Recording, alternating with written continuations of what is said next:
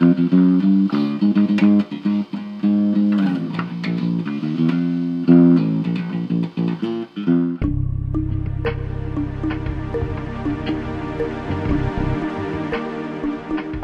à vous et bienvenue dans cette nouvelle vidéo dans la chambre de Goupil évidemment où je vais construire le micro arrière de la Nova 4. Donc c'est un peu particulier parce que c'est un prototype, j'en avais déjà fait pour le VF01 mais j'ai pas montré ça en vidéo et donc je me mets à faire ça.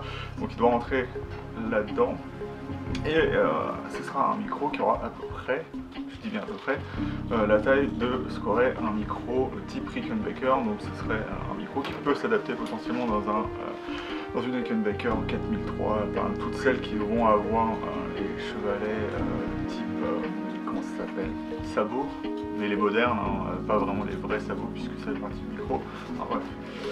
Et du coup j'ai besoin de créer tout moi-même, donc je vais utiliser une plaque. Alors ça c'est ce qui serait utilisé notamment, en fait ça sert à plein de choses, notamment à faire les positions de certaines parties du circuit, comment dire, dans les amplis, mais aussi sur les micros Fender, si vous connaissez un peu là-dedans.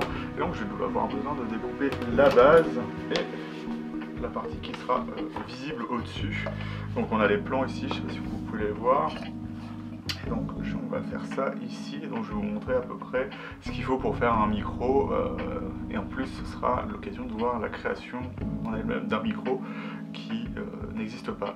Le principe de ce micro là, c'est contrairement à Rickenbacker, ce sera, bon il y a des doubles chez eux, mais ce sera un double plutôt type, comment dire, Gibson, donc un sidewinder. Donc en fait les bobines seront mises sur le côté au lieu d'être droites et en fait elles seront juste bloquées par la plaque et les vis qui seront entre les deux. Donc on a une construction un peu entre un P90 et un typique sidewinder qu'on trouverait sur les EB0 ou les EB3 ou même les EB2 et tout le tralala. Donc on va commencer tout de suite. Pour commencer du coup je vais devoir faire mes bases puisque c'est sur ça que reposera le micro et ce sera peut-être plus simple à comprendre. Après je ferai les bobines, donc c'est pour ça que si vous ne voyez peut-être pas sur la table, j'ai mon fer à souder et j'ai ma machine à bobiner que j'ai construit moi-même, enfin que j'ai construit, c'était un kit. Donc voilà, donc on a les plans ici à peu près de ce que ça donnera, donc il faut que je dessine ça là-dessus. Alors comme c'est un prototype, je vais faire tout à la main, tout redessiner. Normalement j'avais des gabarits comme celui-ci, mais je sais pas où est passé l'autre. Comme ça, je pourrais à peu près contrôler ce que je veux dessus. Après il faudra que je fasse attention de bien percer les mêmes trous sur chaque plaque. Alors si vous voulez faire la même chose, moi ce que je conseille de faire, c'est les plaquer les unes sur les autres. Comme ça, à défaut d'être peut-être droit, pas droit, au moins vous aurez les mêmes trous sur une plaque et sur l'autre, et du coup quand vous allez visser ce sera mieux. Donc il faut mettre du scotch double face entre les deux parties et vous percerez les deux en même temps. Faire un micro c'est pas compliqué dans le sens où c'est très simple, hein, c'est de l'électronique de base, hein, c'est juste vos mains qui vont déterminer si le micro est bien fait ou pas et la manière dont vous allez bobiner. Je dis les mains parce que c'est ça qui met en tension le fil lorsque vous allez bobiner, que ce soit sur une bobineuse manuelle, ce que je faisais avant, ou sur la nouvelle machine Shatton que je vais pouvoir tester là. Du coup j'avais déjà fait le bobine mais je vais refaire les deux, je pensais à ça parce que au moins ça sera exactement comme il faut. On prend notre plaque évidemment, on va faire un petit peu de dessin avant de commencer. Hop. Et après ce que je ferai c'est directement couper avec une règle ça, parce que c'est à peu près comme c'est ce qu'on appelle du carton vulcanisé, donc c'est du carton avec une solidité vraiment accrue. Et après il faudra que quand j'aurai fini le micro je le mette dans une solution à base de paraffine et de cire d'abeille pour pouvoir solidifier le tout et faire en sorte que les vibrations ne rentrent pas en interaction avec le bobinage de cuir.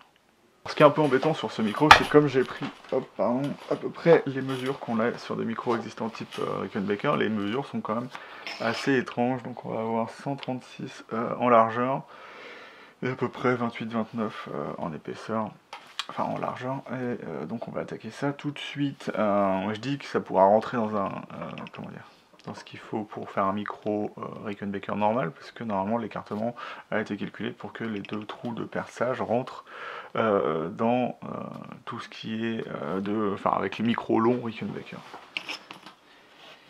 Hop. Et donc là, j'ai déjà fait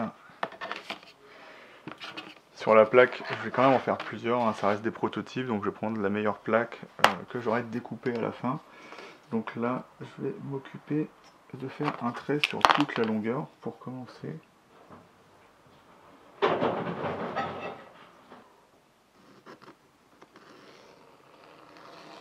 On a à peu près tout fait. Comme vous voyez, les plaques resteront vierges ici et je vais me servir des marquages que j'aurai là pour pouvoir percer ce que je veux. Au moins les trous centraux, après je ferai les autres trous qui me serviront à passer mes câbles d'une autre façon. Et je sais pas pourquoi, du coup ici j'ai fait des trous de câbles de chaque côté alors que j'en ai pas d'autant. Ouais, je les ferai quand même. Donc là on aura des trous en fait, tous sont pas utiles.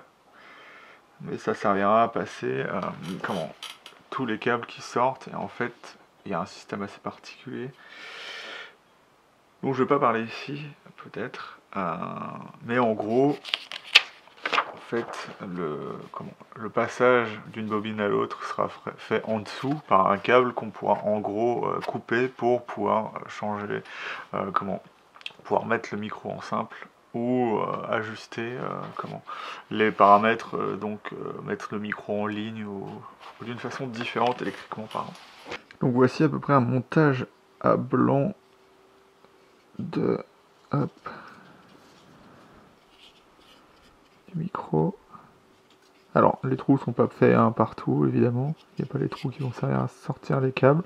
Et si vous regardez ça, en fait on va avoir nos vis. L'aimant ira à l'intérieur de chaque bobine et derrière les vis seront reliées à la masse en fait parce que notre câble en fait on aura des parties soudées. En fait je prendrai un petit fil et je l'enroulerai autour du câble de masse en passant par tous les œillets là. Du coup les plaques sont prêtes, maintenant je vais faire le bobinage des deux bobines que j'ai ici là. Hop. Et du coup il va falloir que je fasse attention au sens dans lequel je les enroule et après à la polarité des aimants parce que ça va devoir aller avec l'autre bucker que j'ai fait spécialement pour la Nova 4 et donc si c'est pas fait comme il faut ça va changer la phase et donc en fait les micros vont un peu s'annuler entre eux au lieu de faire une moyenne des deux en fait, ce qui sera un problème. Là j'ai placé mon premier fil qui sera le rouge, donc je vais bobiner, mettre mon fil noir et je vais faire exactement la même bobine. Et pour faire un humbucker en fait il faut juste inverser les bobines, donc ce que je ferai c'est connecter les câbles de même couleur ensemble, donc ça fera l'effet d'avoir la bobine qui est dans l'autre sens au final. Donc je fais deux bobines identiques. Alors je vais pas vous mentir, comme c'est une des premières fois que j'utilise cette machine, c'est beaucoup plus compliqué au final que d'utiliser ma machine manuelle, même si ce que ça permet de faire, c'est des bobines beaucoup plus fines, parce que la tension est vraiment mieux réglée et avec la vitesse, quelque chose de plus agréable à utiliser.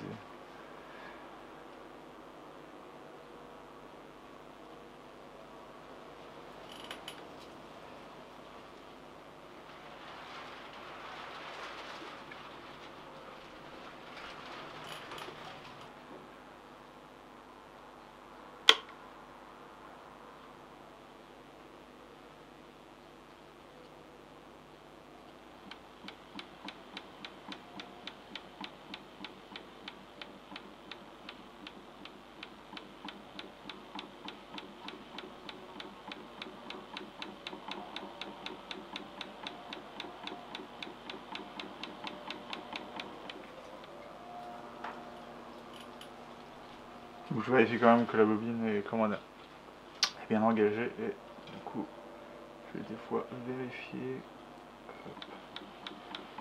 que ça marche correctement, sachant qu'il n'y a pas besoin de beaucoup de tension et comme c'est un système à poulie, avec une courroie, si je tire trop sur le câble ça va un peu trop forcer sur le moteur, sur la bobine qui va aller moins vite. Et c'est pas forcément très efficace, surtout que ça peut casser le câble évidemment. Donc il y a juste à bien le tenir et ça devrait aller.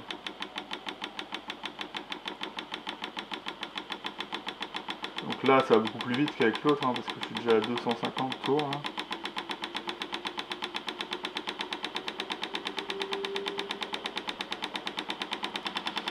J'en avais déjà réussi des bobines sauf que j'avais pas... En fait, si vous regardez là,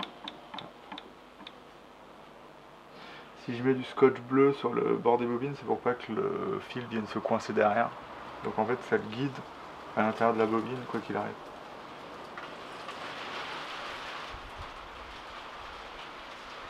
Hop, ce qui est un peu... Hop.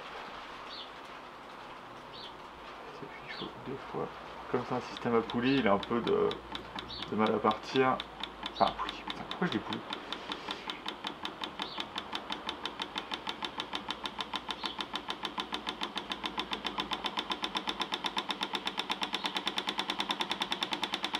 Normalement c'est pour tourner vite, hein, pour avoir assez de tension. En fait le plus vous allez vite, plus la bobine sera fine au final. Le problème c'est qu'il faut bien prendre du fil de qualité, parce que au début en fait le problème du fil c'est que le vernis en fait il colle un peu au câble, enfin à plusieurs câbles en même temps, et des fois ça tire un peu dessus. Donc là on va faire 5000 tours, donc on aura une bobine à 10 000 tours, enfin deux bobines à 10 000 tours au final.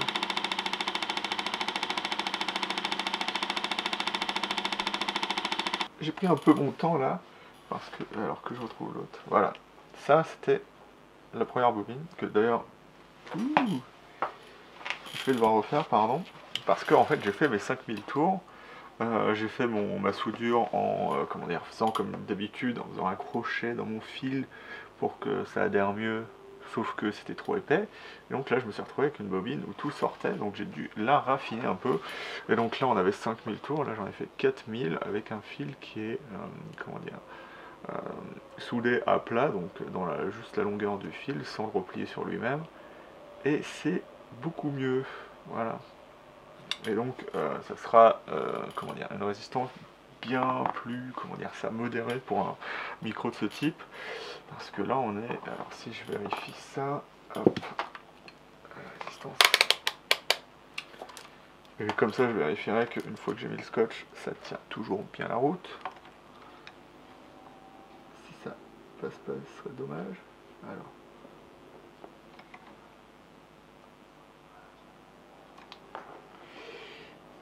Il faut que je mette bien ça à plat.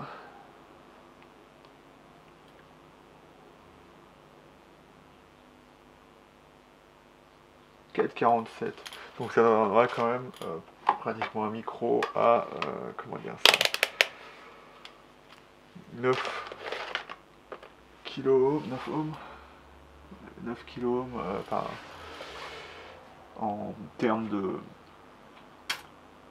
Alors de résistance, donc ça sera déjà assez élevé, sachant que les micros basiques Fender Vintage plus dans les 7-8, donc là ça ira, ce sera mieux que les 12 que j'aurais eu avec 5000 tours. Donc voilà ma première bobine, et du coup on va juste voir un truc avec l'autre bobine qui est celle-ci, qui est un peu relou. Donc en fait ce que j'avais fait, enfin de toute façon cette bobine avait un problème à la base. Ce que j'ai remarqué c'est que du coup en fait comme le fil est plus tendu, si votre soudure elle a un peu abîmé le câble de cuivre, il va casser tout de suite quoi. Là d'ailleurs vous voyez ça s'est pété d'un coup, donc ça on veut pas ça hein, quand on fait un micro. Et là on arrive sur la phase un peu hardcore, surtout que j'ai pas pris de cutter fait comme il faut. C'est qu'en fait vous avez 5000 tours de fil de cuivre que vous devez enlever.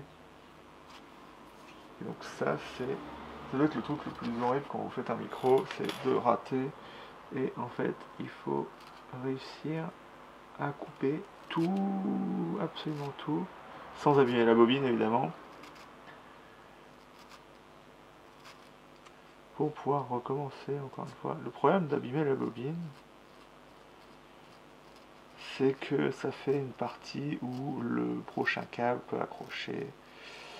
Mais donc comme c'est des bobines qui sont difficiles à trouver, je préfère quand même les garder plutôt que d'en jeter à chaque fois, et ça coûte quand même un peu de thunes. Hein. Ça coûte pas grand chose, mais surtout en ce moment, je vais garder ce qui me reste, à savoir de quoi faire à peu près 2 autres micros si je refais une autre bobine là, que j'avais quelque part là. Hop, et vous voyez, c'est un peu problématique là. Hein. Donc vous voyez que même si j'en coupe beaucoup, là j'en ai coupé même pas un quart. Et donc ça va, enfin si vous voulez faire vos micros vous-même, ça va arriver souvent ça, surtout au début. Au bout d'un moment, il y a des problèmes qui arrivent autres que dû à vous, peut-être parce que quand vous finissez une bobine, au bout d'un moment, ça qui va être embêtant avec du moins avec les bobines que j'achète moi, c'est qu'elles sont pas utilisables sur toute leur longueur parce que à la fois au début et à la fin le fil colle un peu soit sur la bobine, soit sur le soit parce que il est pas assez décollé, enfin je sais pas comment dire ça. J'ai mes 2 bobines. Donc je sais pas si elle doit être mise dans le même sens ou pas, en fait ça va être ça le problème. Pense qu'il faut les inverser. C'est ça qui est compliqué. En fait, le truc, c'est que lorsque vous les mettez comme ça, c'est simple. Hein. Vous allez avoir vos 2 câbles. Celui-là, il va à la masse. Le rouge avec le rouge et le noir, ça va être votre positif. Là, si vous voyez un peu comment ça se passe. Mais quand je vais le mettre sur le côté, il va falloir que du coup je fasse comme ça. Parce que la bobine va être positive. Enfin, c'est ça qui est compliqué. Hein. C'est qu'il faut que je vois. Donc, plus machin là.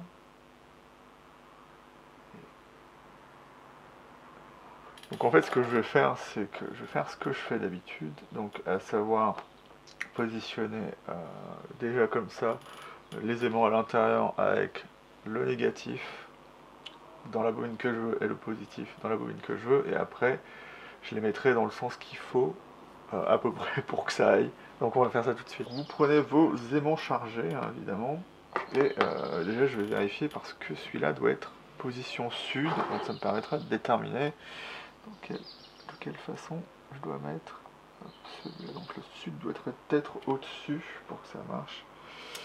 Ouais, parce que je me fie pas forcément. En fait, je prends les micros que j'ai et je vérifie plutôt que directement faire confiance à la boussole.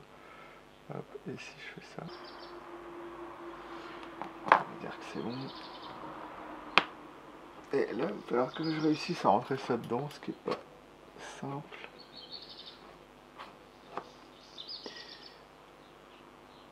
Donc j'aurais dû faire un truc que j'ai pas fait, c'est de rentrer ça avant. Parce que là, il y a des risques que j'abîme la bobine en faisant ça. Enfin, la bobine, le bobinage.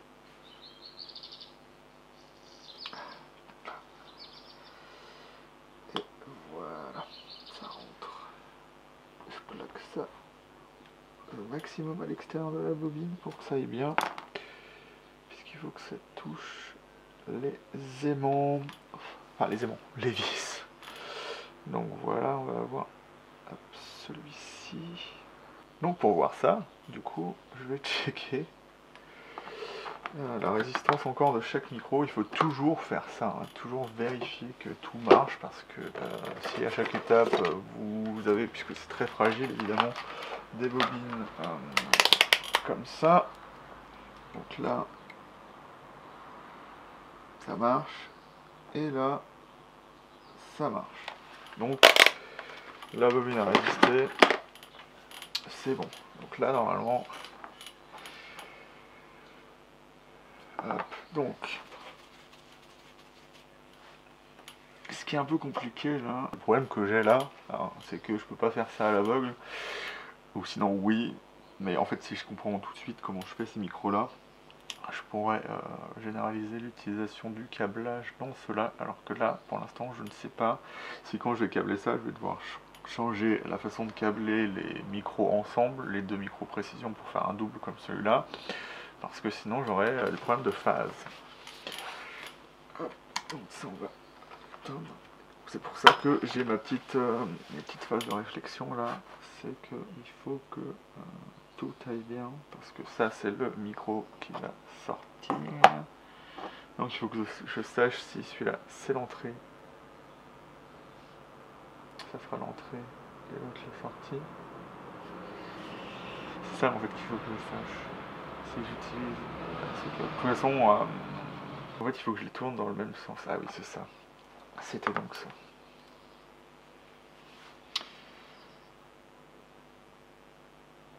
Donc je les câble à l'envers. Oui parce que je réfléchis là. Donc je câble à l'envers donc il va falloir. Hop. Sur ces micros là, comme en fait ça reste un double bobinage, mais comment dire, le magnétisme est un peu difficile à comprendre parce que ça va être je vais prendre les deux parties, par exemple le sud et le sud là, hop, et les caler sur les vis, donc on verra que la polarité sud, alors que les bobines sont quand même de la bonne polarité pour que ça aille comme il faut, et c'est ça que j'avais besoin de voir. Donc pour l'instant on va laisser ça comme ça et il va falloir que je construise du coup le micro pour que ça aille. Alors au départ je voulais, enfin je vais le faire quand même, je vais mettre un peu de sparadrap autour pour que ça aille bien, mais j'ai pas forcément besoin. Et donc ce qu'on voit là c'est que en fait quand je vais faire ça les câbles ils vont passer à travers, donc les rouges passeront à un endroit et les noirs passeront à un autre. Voilà. Et donc il faut que je fasse ça bien. Il va falloir que je monte d'abord le dessus puisque les vis viennent là. Hop, voilà. Il va peut-être falloir que je vais voir ça un peu mieux.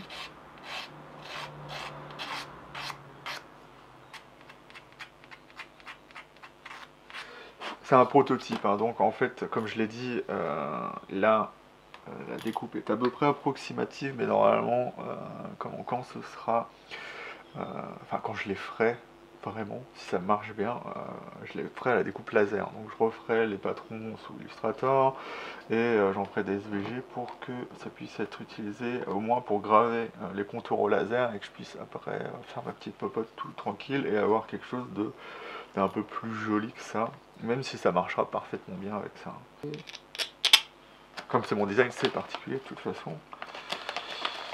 Et il y a des trucs qu'il va falloir faire et vérifier, comme par exemple que les aimants touchent bien les vis et que l'aimant soit, enfin la bobine soit bien placée par rapport aux aimants. Donc normalement il devrait se caler tout seul, à peu près tout seul. Par rapport à ça.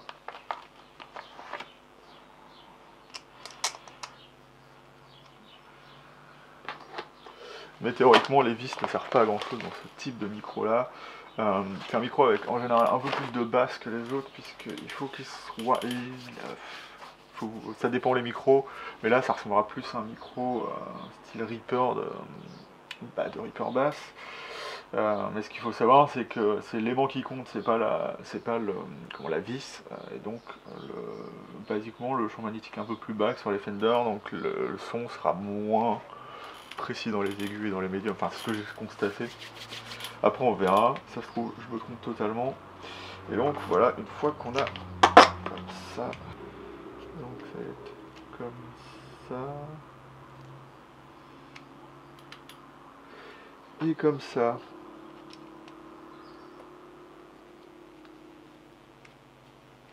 Hop, voilà. Il faut que les aimants arrivent à toucher ça comme il faut, voilà, comme vous voyez ça. Et donc la plaque viendra ensuite par-dessus. Putain, j'aime pas faire ça. Par-dessus. Il faut un peu plus y aller. Et du coup, les câbles passeront là, mais pour l'instant, il va falloir que je fasse une petite besogne assez spéciale avec les olliers, c'est-à-dire leur faire des petits bouts de câbles que je devrais après ressouder une fois le micro monté en fait. Et donc le principe ça va être de mettre un petit câble en métal dessus pour pouvoir le mettre à la masse sur le câble de sortie du micro qui est un câble Gibson blindé à l'extérieur qui fera la masse et le positif à l'intérieur. Je prends un petit bout de câble comme ça et vous allez voir ce que je vais faire avec. Donc il m'en faut l'équivalent de ce qu'il faut pour les 4 œillets. Voilà. Hop. Alors le design, c'est j'ai tout inventé de A à Z. Je me suis inspiré évidemment de micros qui existent dans la façon de marcher, hein. Ça ne sort pas de nulle part non plus. Mais la construction, la mise à la masse, c'est vraiment un truc spécifique que j'ai jamais vu sur d'autres micros, donc on verra, on va voir si ça fonctionne comme il faut évidemment. Ce que j'espère. Normalement ça devrait aller, hein. J'ai déjà fait un autre micro.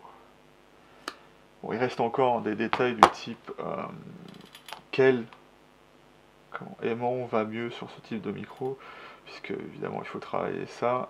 Et comme moi je fais, comme j'ai pas beaucoup d'argent, je fais directement les prototypes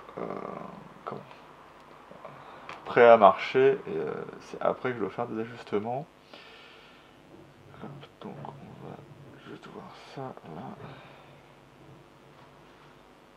Hop. Du coup en fait je soude ça là pour pouvoir après l'enrouler autour du câble de masse. Donc il va falloir que je vais prendre ça, même si c'est pas adapté pour faire ça. Là-dessus, ce sera peut-être plus simple. Parce que j'ai rien d'autre ici. Hop. Et là on va mettre évidemment de la soudure en dessus pour juste que le câble tienne dessus. Si je retrouve ma soudure qui est là. Et donc il va falloir que je le fasse 4 fois, donc je vous le montrerai pas 4 fois évidemment. Voilà, j'arrête de laisser ce micro ici. C'est éteint. Ça aussi les aimants ça n'aime pas trop la chaleur. Enfin les aimants, les boussoles pardon. Voilà.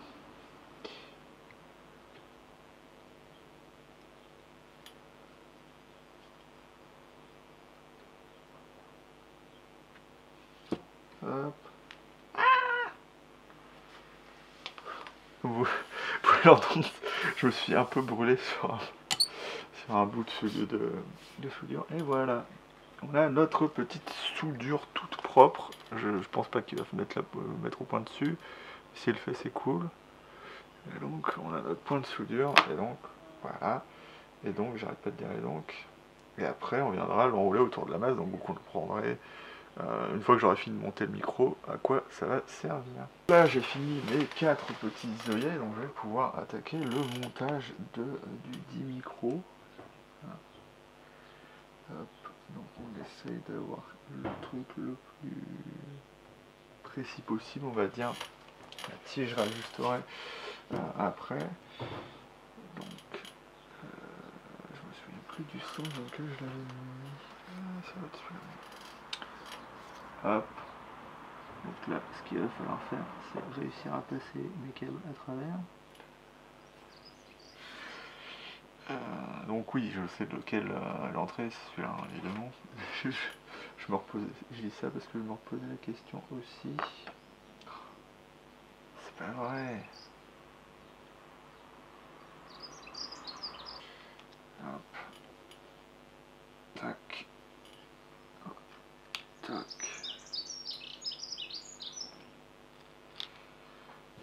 Tac. Je serais bien chaud pour me faire une matrice de montage quand j'aurai le temps, pour que ce soit beaucoup plus simple. Parce que là, le caler directement là-dessus, c'est un peu compliqué. Alors, où sont les écrous? Ils sont là. Alors, le problème avec ça, hein, ça a été de trouver tout le matériel qu'il fallait pour faire ça. Puisque quand on a une idée, on sait comment on peut y arriver. Mais des fois, c'est un peu compliqué de trouver les matériaux parce que sachant que ça c'est du 540 UNC, donc le typiquement américain. Ouais, et donc il a fallu que je trouve, cela était en Allemagne, des écrous spécifiques pour ça. Et donc pour l'instant vous ne savez pas du tout à quoi ça va servir, à part si vous avez compris mon plan, ce qui serait génial. Alors, ou si vous comprenez évidemment déjà comment on fait un bucker, et là vous... voilà, c'est pas... En fait, le principe d'avoir des œillets comme ça, c'est que, contrairement à la plupart des humbuckers, comme vous voyez, il n'y a pas beaucoup de métal dedans. Donc ce que ça fait, eh ben, c'est que la masse, il faut bien la foutre quelque part, il faut bien faire une connexion avec le métal, quoi. Hop. Donc, est-ce qu'on est à peu près bien là? Il faut que je vérifie qu'on a une connexion à peu près bonne entre tous les éléments. Hop.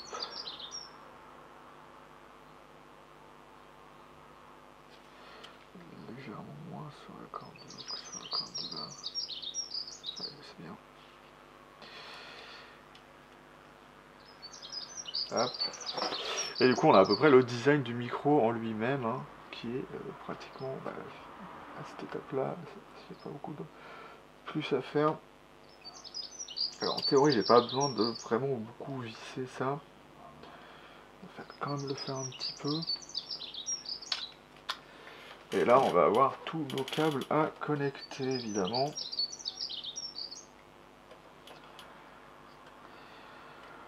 Avec comme préférence de garder quand même un peu de mou. Donc je vais encore une fois vérifier que rien ne s'est déconnecté à l'intérieur. Hein. Je veux avoir les mauvaises surprises à chaque étape avant et après. Hop. Je sais pas pourquoi tu fais ça, mais hop, ça marche. Et lui, il marche pas. Putain. Sérieux? Ça marche. Si, c'est bon.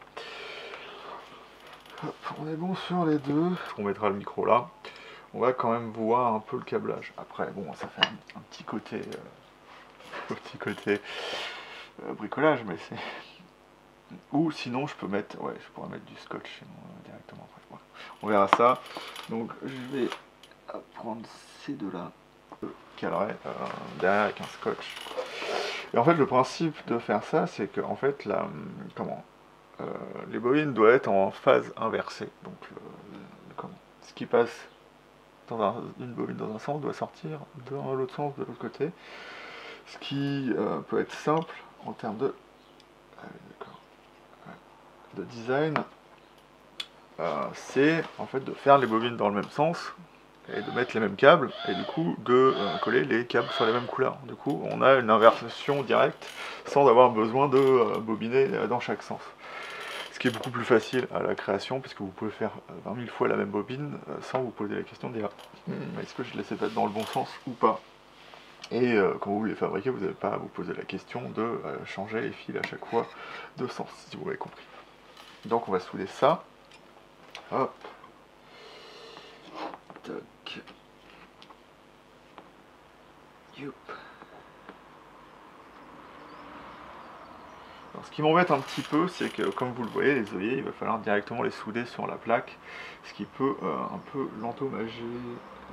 Donc ça va. On va voir ça, ça va peut-être un petit peu me déranger. Hop. Du coup, là, comme...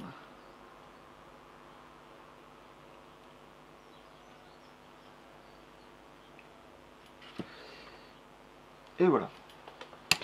Donc normalement, si on est bon à cette étape-là, je vais remettre, d'ailleurs je ne l'avais pas éteint, merci.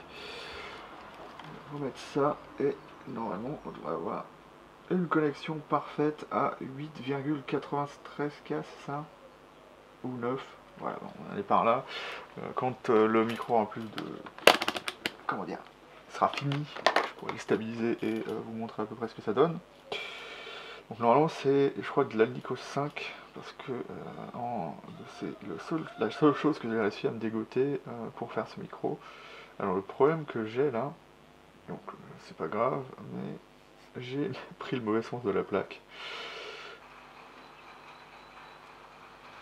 Hop, voilà. Hop.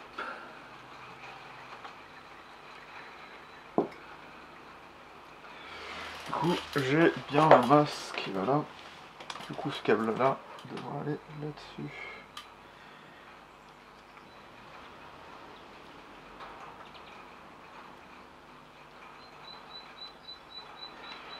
Hop, voilà.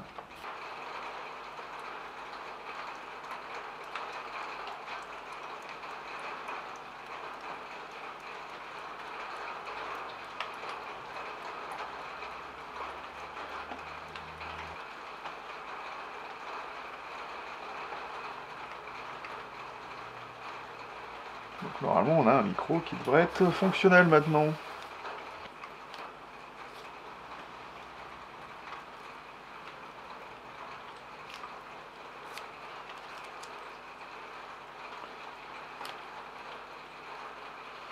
Hop. Donc en fait la première couche ça servait à isoler les deux câbles, hein, et la dernière couche ça sert à isoler le câble positif. Donc voilà, j'ai pas raffiné le micro, donc là il est à peu près du coup, donc il va marcher évidemment. C'est un peu le but, et donc il rentrera dans une base en bois en fait qui a été faite spécifiquement, voilà, pour aller sur la base que je construis qui est la Nova 4.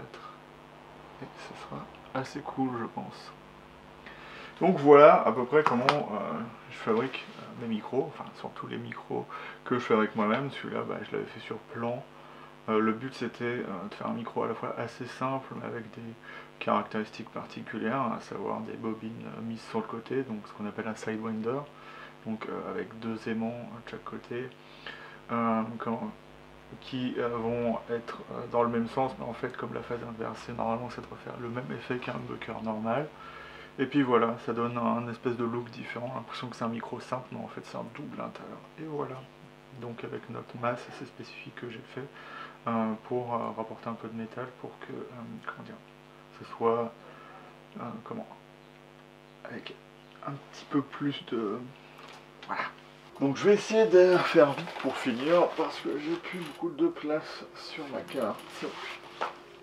Donc voilà, hein, j'ai fait un joli petit truc au scotch là.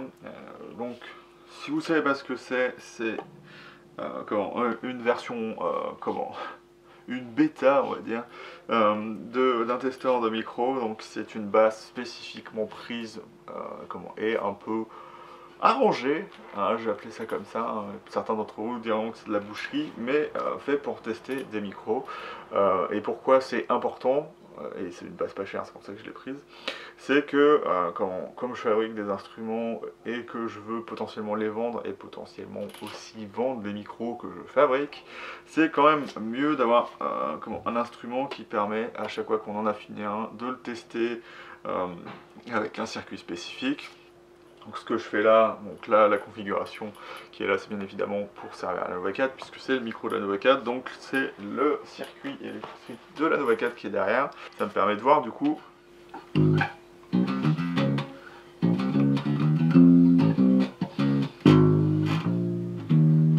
que ça marche correctement et que je dois un peu m'entraîner aussi au lieu de fabriquer, de rester ici faire de la basse. Et donc ça me permet de voir que ça marche. Donc là, comme vous entendez rien en termes de buzz, c'est que la tonalité n'est pas mise. Donc quand on va mettre la tonalité, ça va être un peu plus, voilà, comme ça. Je peux pas mettre le micrographe puisque je l'ai pas branché, mais donc ça montre que ça marche. Comme c'est un circuit type Rickenbacker, quand je mets entre les deux, même si j'ai pas de micrographe, ça marche quand même. C'est ça qui va être souvent le problème avec les types Gibson, c'est qu'il y a toujours un mélange des deux circuits lorsqu'on est au milieu, et donc quand on enlève du son d'un des micros, on n'a plus rien sur l'autre. Et donc là tout fonctionne correctement. J'ai pas mis la masse, donc on a encore plus de buzz que ce qui pourrait être le cas. Le circuit n'est pas blindé, comme il n'est pas dans l'instrument, donc encore une fois, il y a plus de buzz. Et donc voilà, on voit que ça marche.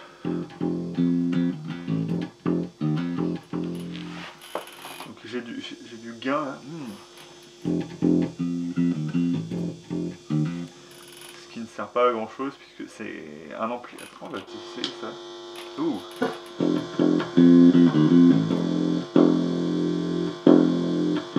C'est plus à ça que ça devrait ressembler, je pense.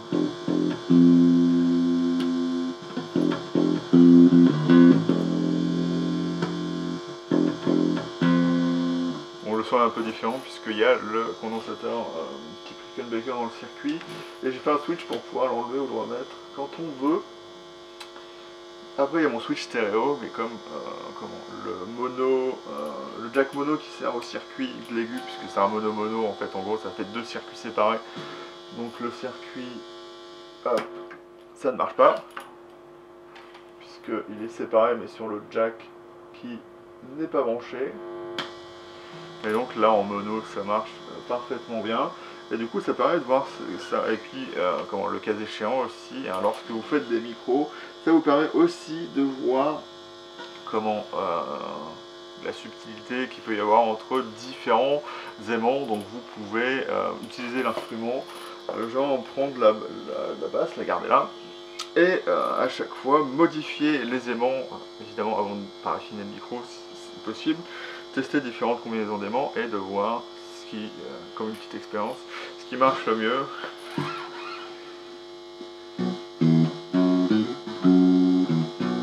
C'est super bizarre ce que ça fait. Ah mais parce qu'en fait, ah oui j'ai compris. En mode micro, en fait, il adapte la dynamique. C'est marrant ça. Il adapte le son. En fait, ouais. Je sais même pas qu'il y avait ça là-dedans. En gros, ce qu'il va faire, je sais pas comment dire ça.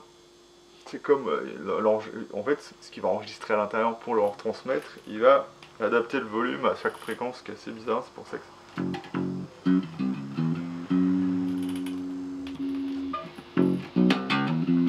c'est les simulations que je suis en train de regarder. Et donc voilà, donc ça donne ça.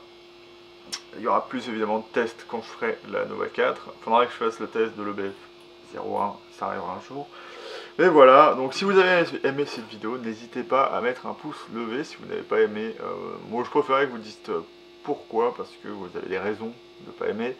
Et même si c'est un avis pas correct, c'est quand même bien de le mettre, hein. Sinon ça sert à rien, hein, basiquement, de mettre qu'on n'aime pas. Donc n'hésitez pas non plus à vous abonner, et je vous dis salut et à bientôt dans la chambre de Goupil pour une nouvelle vidéo. Très belle, hein, c'est bon coup.